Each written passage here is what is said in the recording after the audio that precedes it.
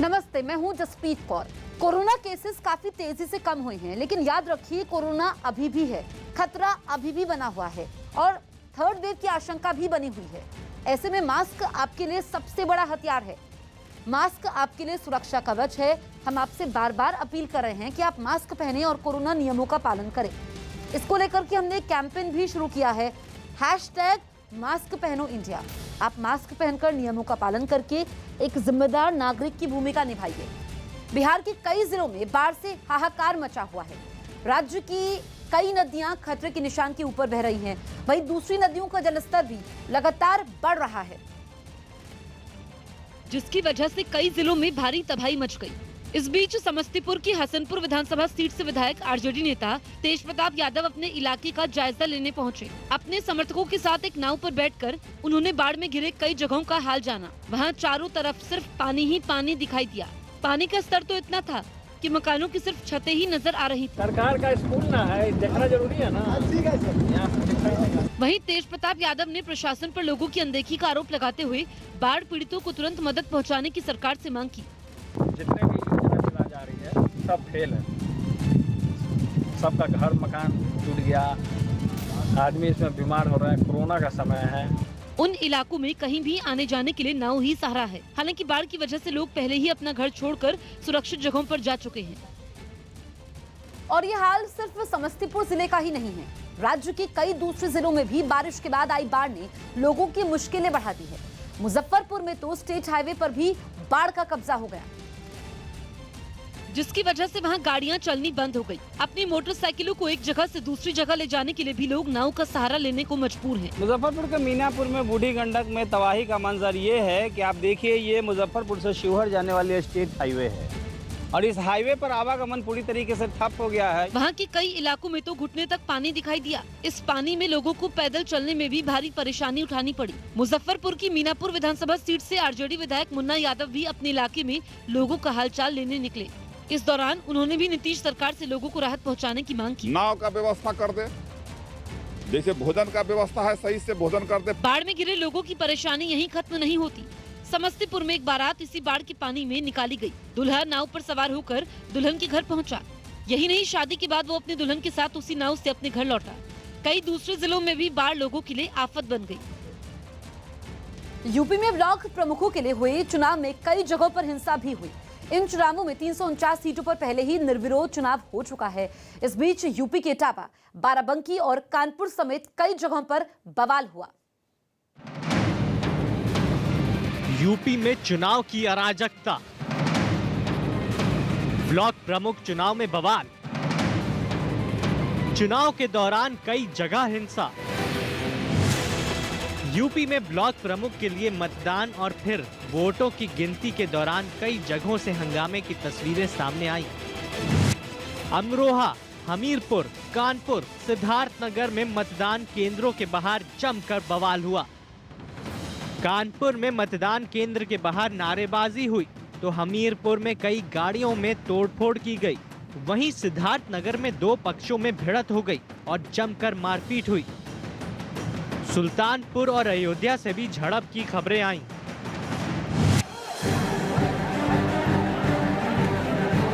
Voting और बवाल के बीच दिन भर पुलिस की लाठीचार्ज और समर्थकों को खदेड़े जाने की अलग अलग तस्वीरों से ये बातें भी सामने आती रही हैं कि चुनावों में किस कदर कानून को ठेंगे पर रख दिया जाता है।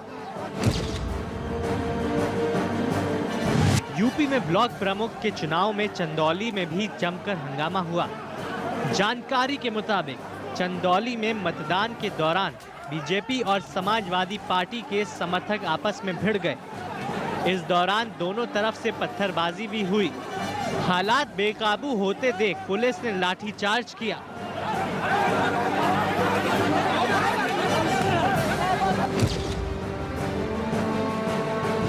जबकि हमीरपुर के सुमेरपुर ब्लॉक में मतदान केंद्र के बाहर समाजवादी पार्टी और बीजेपी के कार्यकर्ताओं के बीच जमकर बहस हो गई और थोड़े ही देर में हालात इस कदर बिगड़े कि नौबत तोड़फोड़ तक पहुंच गई। उत्पाती समर्थकों ने मतदान केंद्र के बाहर खड़ी एक गाड़ी के शीशे तोड़ दिए। जहाँ चुनाव चल रहा था उसी समय वोट डालने के लिए कुछ सदस्य वगैरह आए यहाँ पर, और रास्ते में भी और यहाँ पर मारपीट करने की प्रयास किया गया। एक प्रत्याशी की गाड़ी में तोड़फोड़ की गई। पुलिस मौजूद थी, तत्काल आवश्यक बल प्रयोग करके खदेड़ा गया भीड़ को। यहाँ पर स्थिति सामान्य। हंगामे की खबर कानपुर से भी सामने आई। वहां के चौबेपुर ब्लॉक में बीजेपी और समाजवादी पार्टी के कार्यकर्ता आमने सामने आ गए। कार्यकर्ताओं ने नारेबाजी शुरू कर दी। इस दौरान वहां मौजूद पुलिस वालों ने उन्हें समझाने की कोशिश की।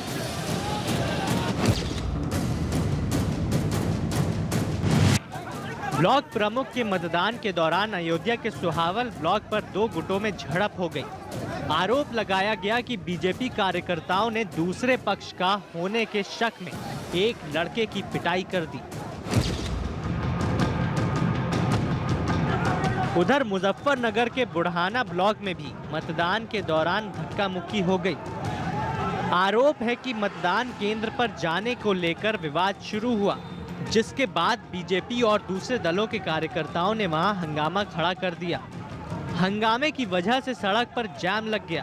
प्रशासन का रवैया है वो भाजपा की तरफ को पूरा काम कर रहे हैं, जो हमने यहाँ हिसाब लगा। वैसा हालांकि हम किसी पार्टी से नहीं, सब अपने ही है आदमी, पर हम यही चाह भाई वोट की हार जीतते ही आदमी हार जीतते, बेईमान्यता ना वो करे। उन्नाव के मियागंज ब्लॉक में भी मतदान के दौरान जमकर बवाल हुआ। मतदान के वक्त यहां पर भी 2 पक्षों में हंगामा हुआ है। इस दौरान पुलिस के लाठीचार्ज में एक पत्रकार के घायल होने की भी खबर है।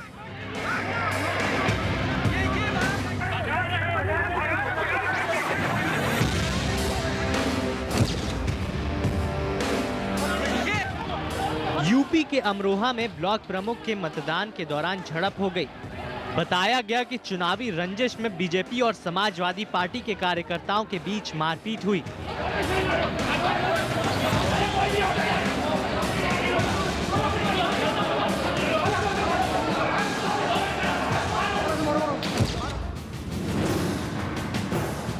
सिद्धार्थनगर से भी कुछ ऐसे ही तस्वीरें सामने आई, जहां मतदान केंद्र के बाहर हंगामा हो गया। कुछ लोगों ने बीडीसी की पिटाई कर दी। हंगामा बढ़ता देख पुलिस भी हरकत में आई और मारपीट कर रहे लोगों को वहां से हटा दिया।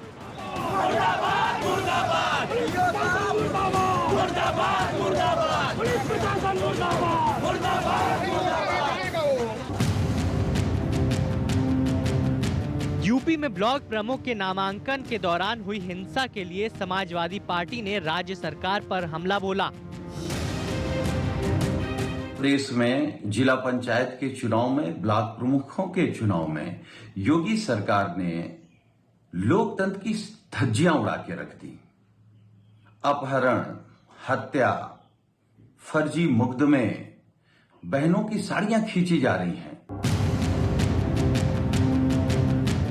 योगी सरकार में कैबिनेट मंत्री नंद गोपाल गुप्ता ने ब्लॉक प्रमुख चुनाव में बीजेपी की भारी जीत का दावा किया। साथ ही उन्होंने समाजवादी पार्टी के आरोपों पर भी पलटवार किया। के गुंडों और अपराधियों के खिलाफ कार्रवाई की जा रही है। गुंडों अपराधियों के खिलाफ कार्रवाई करते हुए एक कीर्तिमान बनाया है माननीय मुख्यमंत्री योगी आदित्यनाथ जी ने, जो आज पूरा देश योगी मॉडल को सराहता है। इसी बीच उत्तर प्रदेश के मुख्यमंत्री योगी आदित्यनाथ ने आदेश दिया है कि यूपी में ब्लॉक प्रमुख चुनाव के प्रत्याशियों को सुरक्षा दी जाएगी।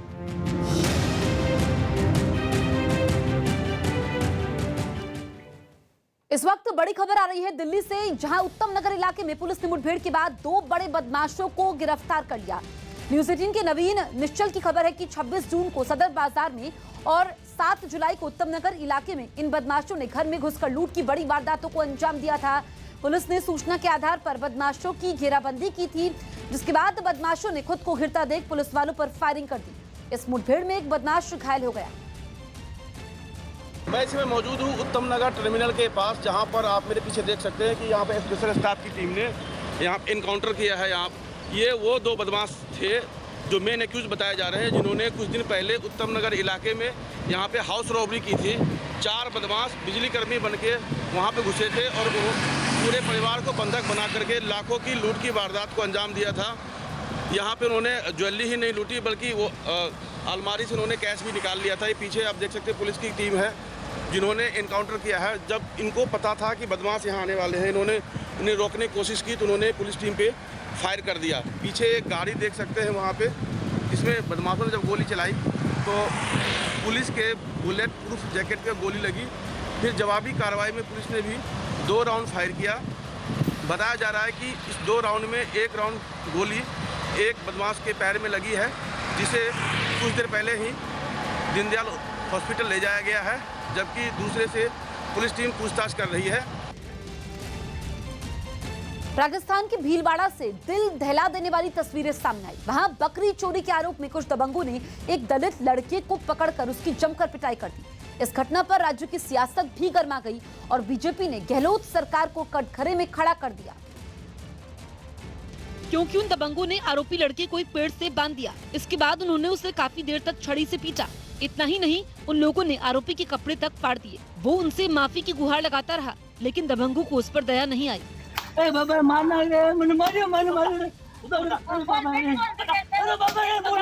इस बीच गांव के कई लोग वहां जुट गए, लेकिन किसी ने भी बीच बचाव करने की कोशिश नहीं की।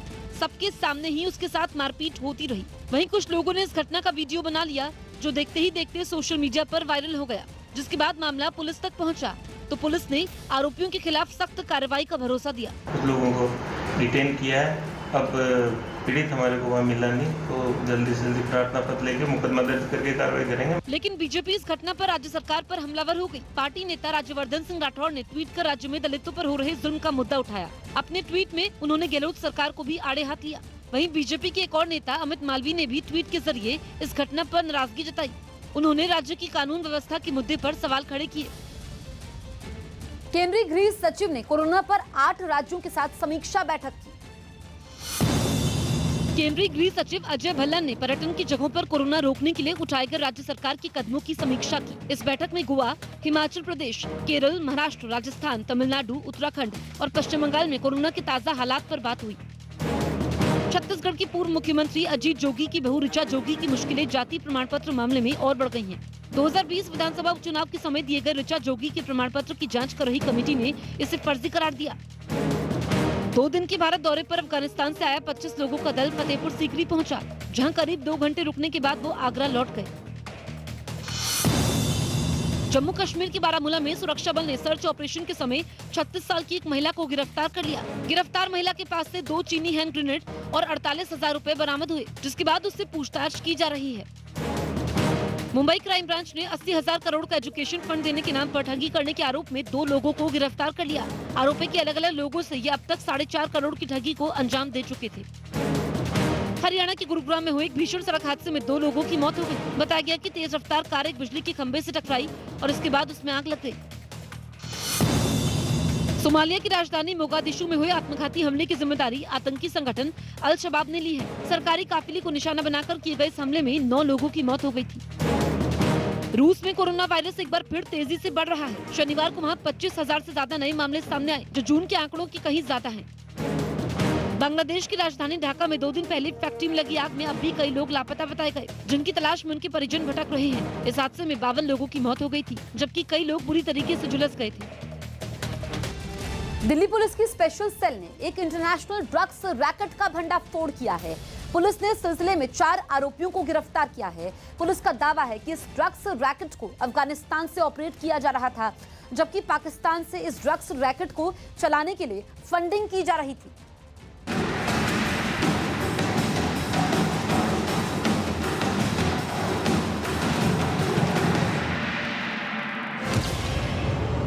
इंटरनेशनल ड्रग्स रैकेट का पर्दाफाश। 2,500 करोड़ के ड्रग्स बरामद। अफगानिस्तान से ऑपरेट हो रहा था रैकेट। पाकिस्तान से भी जुड़े ड्रग्स रैकेट के तार। ये नशे की दुनिया के वो गुनहगार हैं जो हजारों करोड़ की ड्रग्स को अलग अलग ठिकानों पर पहुंचाने की कोशिश में जुटे थे, लेकिन इससे पहले कि ये अपने मंसूबों में कामयाब हो पाते, स्पेशल सेल ने ड्रग्स गैंग के इन मोहरों को सबूत के साथ धर दबोचा। न्यूज़ 18 के आनंद तिवारी की खबर के मुताबिक पुलिस ने करीब 350 किलो हीरोइन जब्त की है।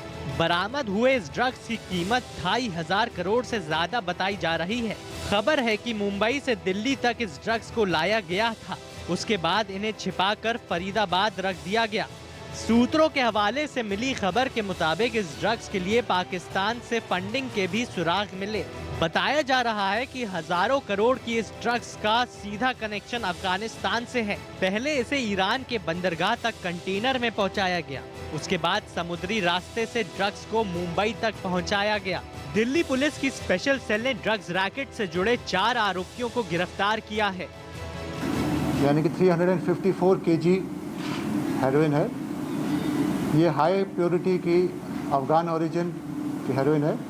न्यूज 18 के आनंद तिवारी की खबर के मुताबिक गिरफ्तार किए गए 2 आरोपी पंजाब से ताल्लुक रखते हैं। तीसरा आरोपी जम्मू कश्मीर के अनंतनाग का है, जबकि चौथा आरोपी अफगानिस्तान का रहने वाला है। जानकारी के मुताबिक 2 आरोपियों को फरीदाबाद से गिरफ्तार किया गया है। एक आरोपी की गिरफ्तारी राजधानी दिल्ली से की गई है। बताया जा रहा है कि इस 2,500 करोड़ की ड्रग्स के पीछे नार्को टेररिज्म फैलाने का मकसद हो सकता है। पुलिस से मिली जानकारी के मुताबिक ड्रग्स के इस इंटरनेशनल रैकेट का पर्दाफाश करने के लिए महीनों से ऑपरेशन चलाया जा रहा था। कंटेनर्स में डालकर इसको ईरान के पोर्ट्स में लाया जाता है और वहाँ से मुंबई बाय शिप इसको लाया जा रहा था। इस ऑपरेशन में 4 लोगों को गिरफ्तार किया गया है। दरअसल दिल्ली पुलिस की स्पेशल सेल ने ड्रग्स के अब तक के जिस सबसे बड़े सिंडिकेट का भंडाफोड़ किया है, उसके तार अफगानिस्तान और पाकिस्तान से जुड़े बताए जा रहे हैं। अफगानिस्तान में बैठे ड्रग्स माफिया इस ड्रग्स सिंडिकेट को ऑपरेट कर रहे थे और पाकिस्तान से ड्रग्स के कारोबार के लिए बाकायदा फंडिंग की जा रही थी। यही वजह है कि दिल्ली पुलिस स्पेशल सेल इस पूरे मामले में फूक फूक पर कदम रख रही है, क्योंकि दिल्ली पुलिस स्पेशल सेल की कई महीनों की जो मेहनत है वो रंग लाई है और इस मामले में कश्मीर, पंजाब और दिल्ली से 4 लोगों को गिरफ्तार किया गया है। दिल्ली पुलिस के मुताबिक इतनी बड़ी तादाद में ये ड्रग्स समुद्र के रास्ते कंटेनर्स में छुपाकर लाई गई थी। मध्य प्रदेश के शिवपुरी के पास एक फैक्ट्री में इस ड्रग्स को और फाइन क्वालिटी का बनाया जाना था। इसके बाद पंजाब ले जाने की तैयारी थी। पुलिस के मुताबिक फरीदाबाद में ड्रग्स को छिपाने के लिए मकान लिया गया था। जानकारी के मुताबिक स्पेशल सेल ने इस रैकेट से जुड़े जिस कश्मीरी को गिरफ्तार किया है, वो ड्रग्स के लिए केमिकल मुहैया करवाने का काम करता था, जिसके जरिए हीरोइन को प्रोसेस किया जाता था। जबकि पंजाब के रहने वाले दोनों आरोपियों को ये ड्रग्स पंजाब में सप्लाई करनी थी। अब ये भी समझिए कि आखिर कैसे दिल्ली पुलिस ने इस ड्रग्स रैकेट का पर्दाफाश किया। 5 जुलाई को पुलिस को इस बात की खुफिया जानकारी मिली कि अनंतनाग का रहने वाला रिजवान दक्षिणी दिल्ली के गिटोरिनी इलाके में प्रतिबंधित ड्रग्स की खेप पहुंचाने वाला है। सूचना पर कार्रवाई करते हुए स्पेशल सेल की टीम ने एक जाल बिछाया और रिजवान नाम के आरोपी को उस वक्त गिरफ्तार कर लिया गया जब वो 1 किलो हीरोइन की डिलीवरी करने जा रहा था। इसी 1 किलो हीरोइन की गिरफ्तारी के बाद रिजवान ने एक के बाद एक चौंकाने वाले खुलासे किए, जिसका नतीजा ये हुआ कि दिल्ली पुलिस की टीम पंजाब के गुरप्रीत और गुरजोत तक भी पहुंच गई। इस दौरान हुई छापेमारी में पंजाब के रहने वाले दोनों आरोपियों को फरीदाबाद से ड्रग्स की भरी भरकम खेप के साथ गिरफ्तार किया गया। फिलहाल पुलिस सुरागों की एक एक कड़ी को थामकर अब ड्रग्स रैकेट के और तार खंगालने में जुटी है, क्योंकि जांच में ये भी पता चला है कि पाकिस्तान भी इस ड्रग्स गैंग में एक अहम किरदार के तौर पर शामिल है। यही वजह है कि दिल्ली पुलिस इन तमाम लोगों पर शिकंजा कसना चाहती है, जिनके इशारों पर नशे का ये काला कारोबार चलाया जा रहा था। हरियाणा के फतेहाबाद से हैरान करने वाली तस्वीरें सामने आई। वहां एक मामले में कार्रवाई करने पहुंची पुलिस टीम के साथ आरोपियों के घर वालों ने धक्का मुक्की कर दी। बताया गया कि पुलिस नशे की तस्करी के आरोपियों को वहां गिरफ्तार करने पहुंची थी और तभी उनके घर की महिलाओं ने पुलिस वालों को घेर लिया। उनकी पूरी कोशिश थी कि वो आरोपियों को पुलिस वालों की पकड़ से छुड़ा ले। वहीं पुलिस उन्हें अपने साथ थाने ले जाने के लिए पूरा जोर लगाती दिखी, लेकिन जैसे ही वो एक महिला को हटाती, दूसरी महिला उनके सामने चुनौती बनकर खड़ी हो जाती। इस बीच महिलाओं ने पुलिस वालों के साथ जमकर धक्का मुक्की भी की। इस दौरान एक आरोपी जमीन पर गिर गया, लेकिन एक जवान ने फिर भी उसे नहीं छोड़ा। बाद में किसी तरह पुलिस एक आरोपी को पकड़कर थाने लेकर पहुंची। उन्होंने पुलिस पार्टी पर हमला कर दिया, उनको छुड़वाने की कोशिश करी। खबर है कि इस हंगामे में एक आरोपी पुलिस से बचकर भागने में सफल हो गया। पुलिस अब उसकी तलाश में जुटी है। एक बच्चा हो तो राहत, 2 से अधिक पर आफत। यूपी में जनसंख्या नियंत्रण पर योगी सरकार का ऐसा है नया फॉर्मूला, क्योंकि उत्तर प्रदेश की योगी आदित्यनाथ सरकार ने देश की सर्वाधिक जनसंख्या वाले प्रदेश का यूपी जनसंख्या विधेयक 2021 का ड्राफ्ट तैयार कर लिया है। इस नीति के मुताबिक 2 से ज्यादा बच्चे होने पर सरकारी नौकरियों में आवेदन से लेकर स्थानीय निकाय चुनाव लड़ने पर रोक लगाने का प्रस्ताव है। एक बच्चे पर सरकारी राहत, ज्यादा बच्चे हैं तो होगी आफत। यूपी में जनसंख्या नियंत्रण पर नई नीति, योगी सरकार ने तैयार किया फॉर्मूला।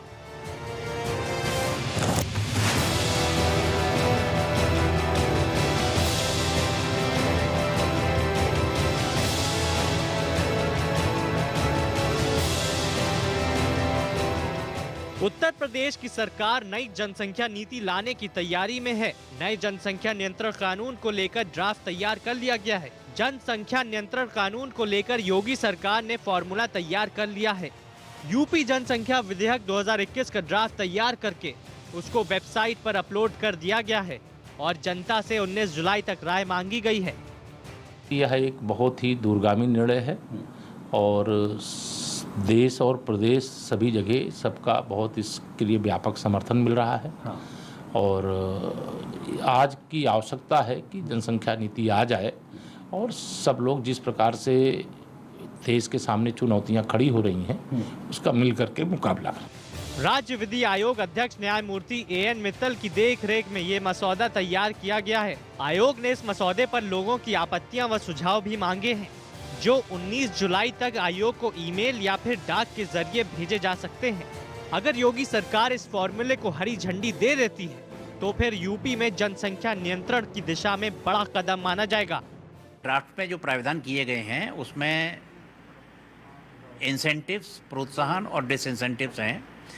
इंसेंटिव्स में आप कह सकते हैं कि जो व्यक्ति स्वेच्छा से नसबंदी कराता है उस व्यक्ति को, अगर सरकारी सेवक है तो उसको 2 अतिरिक्त वेतन वृद्धि मिलेंगी, उसको विकास प्राधिकरण के मकानों में आवंटन में वरीयता मिलेगी, निःशुल्क शिक्षा मिलेगी, निःशुल्क चिकित्सा मिलेगी। वन चाइल्ड पॉलिसी स्वीकार करने वाले BPL श्रेणी के माता पिता को विशेष तौर पर प्रोत्साहित करने का प्रस्ताव है। जो माता पिता पहला बच्चा पैदा होने के बाद ऑपरेशन करा लेंगे उन्हें कई तरह की सुविधाएं दी जाएंगी। पहला बच्चा बालक होने पर 80,000 रुपए और बालिका होने पर 1 लाख रुपए की विशेष प्रोत्साहन राशि दी जाएगी। ऐसे माता पिता की पुत्री उच्च शिक्षा तक निःशुल्क पढ़ाई कर सकेगी, जबकि पुत्र को 20 वर्ष तक निःशुल्क शिक्षा मिलेगी। आयोग ने 2 से ज्यादा बच्चों के माता पिता को कई तरह की सुविधाओं से वंचित करने का प्रस्ताव रखा है। यहाँ तक कि ऐसे लोगों को स्थानीय निकायों का चुनाव तक लड़ने से रोकने, सरकार से मिलने वाली सब्सिडी बंद किए जाने, सरकारी नौकरियों के लिए आवेदन करने पर रोक लगाने तथा सरकारी नौकरी कर रहे लोगों को प्रोन्नति से वंचित करने का प्रस्ताव है। इसको लागू करा जाएगा और उसको नए सिरे से देखा जा रहा है, क्योंकि जो समय अवधि थी वो ख़त्म हुई है, तो फिर से एक दफ़े उसको देखते हुए नई लागू करनी है और हम लोग उस पर पूरा मंथन चल रहा है और जल्द ही मुख्यमंत्री जी उसको अनाउंस करेंगे।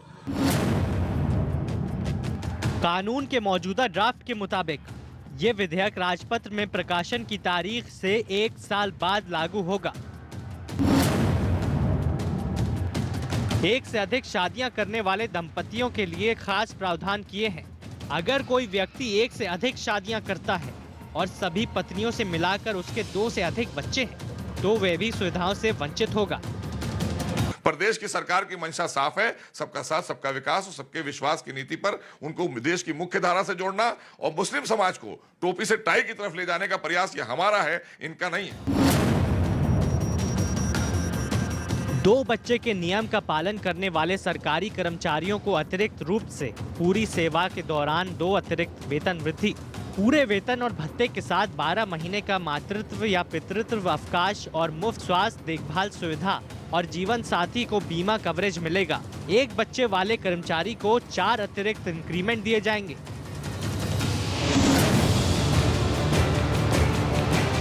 ये कानून उन लोगों पर भी लागू नहीं होगा जो शादी से 2 बच्चों के गर्भ धारण करने के बाद तीसरे बच्चे को गोद लेते हैं या जिनके 2 बच्चों में से एक विकलांग है और उनका तीसरा बच्चा है, यदि एक या दोनों बच्चों की मृत्यु हो जाती है तो तीसरे बच्चे को गर्भ धारण करने वाले जोड़े को कानून का उल्लंघन नहीं माना जाएगा।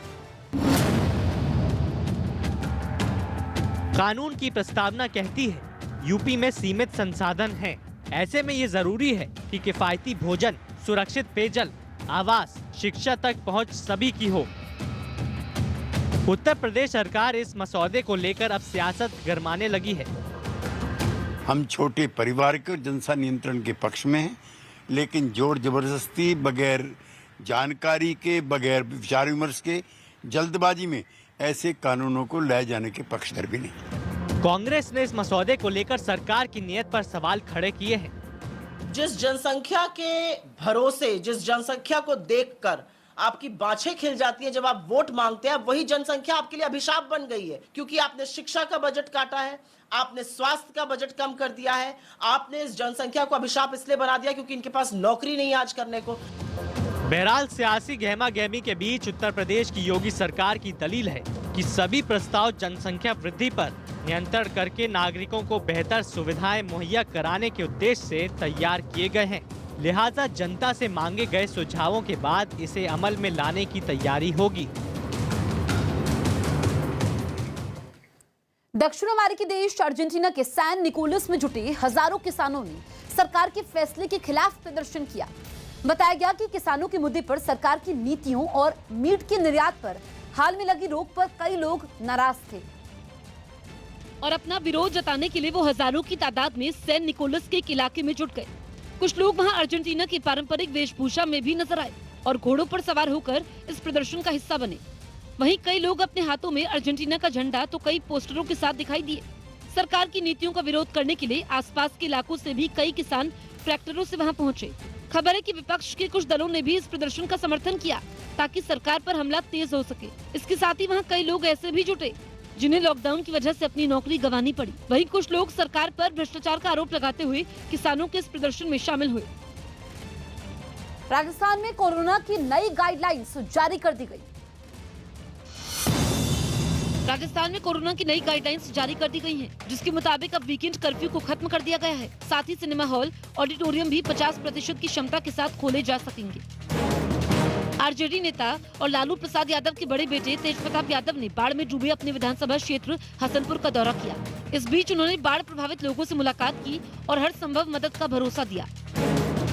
अयोध्या पहुंची केंद्रीय मंत्री साध्वी निरंजन ज्योति ने रामलला में दर्शन के बाद राम मंदिर निर्माण के काम को देखा। मंदिर के काम से खुश साध्वी निरंजन ने उम्मीद जताई कि जल्दी निर्माण का काम पूरा होगा। पुदुचेरी में महिला कांग्रेस के कार्यकर्ताओं ने बढ़े हुए पेट्रोल, डीजल और रसोई गैस के दाम के विरोध में जोरदार प्रदर्शन किया। इस बीच उन्होंने एक स्कूटर की सांकेतिक शव यात्रा भी निकाली। गुजरात के सूरत में मुख्यमंत्री विजय रूपाणी आज एक पुल का उद्घाटन करेंगे। बताया गया कि 7 साल में 87 करोड़ की लागत से बने इस पुल से रोज लाखों लोग सफर कर पाएंगे। कोरोना नियमों के पालन की सख्त चेतावनी के बाद भी दिल्ली के बाजारों में इसका असर होता नहीं दिख रहा। सरोजनी नगर मार्केट में एक साथ हजारों की संख्या में लोग जुटे दिखे, जिसमें कई ने तो मास्क तक नहीं पहना था। जॉर्जिया दौरे पर गए विदेश मंत्री एस जयशंकर वहां हुए एक धार्मिक कार्यक्रम में शामिल हुए। भारतीय क्रिकेट टीम के तेज गेंदबाज रहे क्रिकेटर पंकज सिंह ने क्रिकेट के सभी फॉर्मेट से संन्यास ले लिया। अर्जेंटीना और ब्राजील के बीच Copa America final football match से पहले लियोनेल मेसी का शहर रोसेरियो पूरी तरह से रोशनी में नहाया नजर आया। अफ्रीकी देश सोमालिया की राजधानी मोगादिशु में एक भीषण हमले में 9 लोगों की मौत हो गई, जबकि कई लोग घायल हो गए। बताया गया कि आत्मघाती हमलावर एक कार में सवार था, जिसमें भारी मात्रा में विस्फोटक भरे हुए थे और इस हमले के बाद वहां तबाही के निशान दिखाई दिए। कई गाड़ियां इस धमाके की भेंट चढ़ गई तो सड़क पर चारों तरफ मलबा फैल गया। इस धमाके की जानकारी मिलते ही तुरंत वहां राहत और बचाव का काम भी शुरू कर दिया गया। राहत टीम ने बिना देरी किए घायल हुए लोगों को अस्पताल भिजवाया। खबर है कि अल शबीब नाम की एक चरमपंथी गुट ने इस हमले की जिम्मेदारी ली, जिसके निशाने पर वहाँ के पुलिस कमिश्नर थे, लेकिन वो इस धमाके में बाल बाल बच गए। राजस्थान में रेप की लगातार बढ़ती वारदात के चलते कानून व्यवस्था पर सवाल खड़े होने लगे हैं। ताजा वारदात की खबर अलवर जिले के रामगढ़ से आई है, जहां नाबालिग लड़की का पहले तो अपहरण किया गया, उसके बाद रेप की वारदात को अंजाम दिया गया। इतना ही नहीं, पीड़ित परिवार को जान से मारने की धमकी भी दी गई। राजस्थान में यह वारदात ऐसे वक्त में अंजाम दी गई जब पहले ही राज्य का सिस्टम इस तरह की घटनाओं से सहमा हुआ है।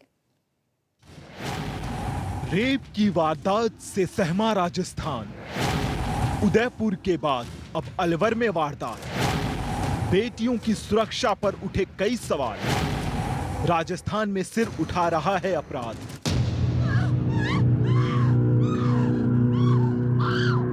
राजस्थान में घट रही एक के बाद एक रेप की घटनाओं ने सिस्टम पर सवाल खड़े कर दिए हैं। 4 लड़के थे, सबने मेरे साथ बुरा करा था। खबर अलवर जिले के रामगढ़ इलाके से आई है, जहां एक नाबालिग लड़की का पहले तो 4 लोगों ने अपहरण किया, उसके बाद किशनगढ़ के जंगलों में गैंग रेप की जघन्य वारदात को अंजाम दिया। खुद सुनिए उस पीड़ित की जुबानी जिसके साथ ये दरिंदगी की गई। उन्होंने कही तेरा बाप बोला हुआ था, मेरा बाप से कही अब तेरी लड़की हमारे पास है तो कहीं लेके ना आना, नहीं तेरी लड़की हम गोली से उड़ा देंगे। दरअसल ये वारदात 5 जुलाई को उस वक्त की है जब पीड़ित लड़की अपने घर से पानी लेने के लिए निकली थी। इसी दौरान कार में आए 4 लोगों ने लड़की को जबरन गाड़ी में बैठा लिया, जिसके बाद किशनगढ़ के सुनसान जंगलों के बीच लड़की के साथ सामूहिक बलात्कार किया गया। इस दौरान ग्रामीणों ने 3 आरोपियों को तो पकड़ लिया, लेकिन चौथा आरोपी मुश्ताक पीड़ित को अपने साथ लेकर फरार हो गया। इस दौरान आरोपियों ने पीड़ित पिता को मोबाइल पर जहां मामले को दबाने की धमकी दी, बल्कि ये भी कहा कि अगर उन्होंने मामले को जल्द से जल्द नहीं दबाया तो उन्हें मौत के घाट उतार दिया जाएगा। घर से पानी के लिए मतलब बोरिंग पे जा रही थी तो पीछे से एक कार आई, उसमें 4 लोग थे। मेरी लड़की को पीछे से कोड़ी में भरकर गाड़ी में पटक लिया। फिलहाल इस मामले में पुलिस ने पीड़ित की शिकायत के बाद अपनी जांच शुरू कर दी है। रामगढ़ में आज सुबह एक FIR 4 लोगों के खिलाफ आई है, जिसमें लड़की की उम्र 16 वर्ष है और 4 अलग अलग लोगों पर आरोप लगाए हुए हैं, जिसमें उसका मेडिकल बोर्ड से मेडिकल करवाया जा रहा है और बयान दर्ज कर शीघ्र कार्रवाई की जाएगी। उधर राजस्थान के ही उदयपुर में भी दरिंदगी का पर्दाफाश हुआ है। पुलिस की गिरफ्त में बैठे इस शख्स पर आरोप है कि इसने अपने दोस्त के साथ मिलकर एक नाबालिग के साथ कई महीनों तक बलात्कार किया। जान से मार देने की धमकी के चलते पीड़ित चुप रही, लेकिन लड़की के साथ इस घिनौनी वारदात का खुलासा उस वक्त हुआ जब तबीयत बिगड़ने पर लड़की को अस्पताल ले जाया गया। अस्पताल में पता चला कि लड़की 4 महीने से गर्भवती है। इस मामले में पुलिस ने 2 आरोपियों को गिरफ्तार कर लिया है। मेरे थाने की अलग अलग टीमें बनाई गई। मुलजिम जो मेन अभियुक्त है मांगीलाल पिता रूपलाल, इसकी गिरफ्तारी की गई है, जिसमें एक बाल अपचारी भी है, उसको भी डिटेन किया गया है।